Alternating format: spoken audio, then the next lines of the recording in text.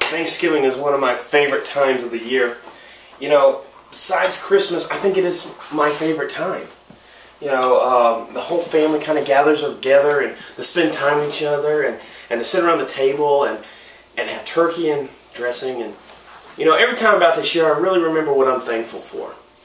I have a family who loves me. I have a place to lay my head. I have food on my table. I have an amazing job. And of course, my favorite blessing, I have one of the best nephews in the world. I'm pretty blessed and thankful for a lot. But I've got to remember that all these blessings is not something I did on my own. They all come from God. I'm reminded of a member of my old church in Coleman, Alabama, Brother Shawnee. He was one of the nicest, coolest old men in our church, and he would always ask you how you were doing. And when you would ask him how he was doing, he'd always have something to say. I thank God for this. Once there was a thunderstorm raging outside, and it was Sunday morning. I said, Brother Shawnee, how you doing? Oh, I just want to thank God for this rain that we're getting. The sun could be shining, or a flood could be coming, or a tornado could actually touch the ground. And you ask Brother Shawnee how he was doing, he would find some way in that time to thank God.